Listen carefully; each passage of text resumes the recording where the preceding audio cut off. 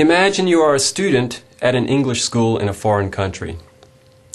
Your classmates are from all over the world. Now you are having a conversation with an Italian student. She is interested in Japanese culture, and she asks you what Japanese people usually do during long national holidays. You answer the question with a general statement. Japanese people usually travel somewhere. Your classmate wants to know more about this, and she asks you where they go. Now you're going to give some examples. What expressions do we use when offering examples about something?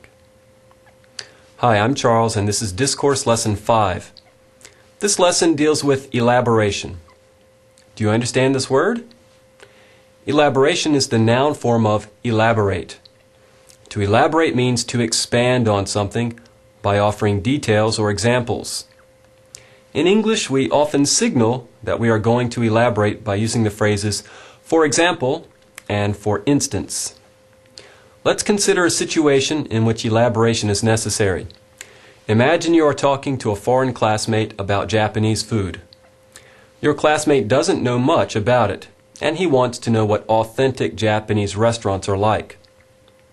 You explain that for Japanese chefs, the appearance of a dish is almost as important as the actual taste. Now, this is a very general statement, so it would be helpful to offer an example of this.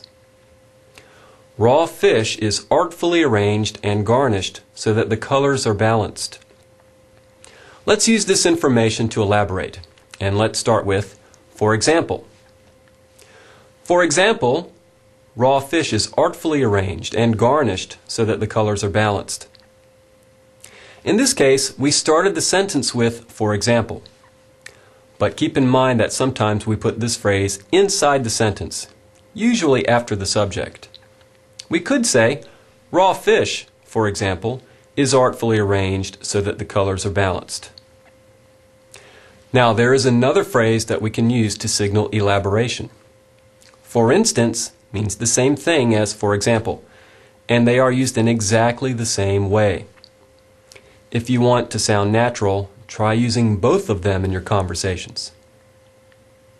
Now let's recall the situation from the beginning of the video. Imagine you are a student at an English school in a foreign country.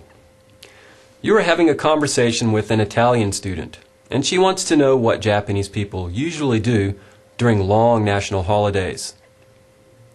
First, you tell her that Japanese people usually travel somewhere. Now you're about to give some examples.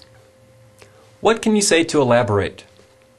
I'll give you a moment to think of one or two sentences.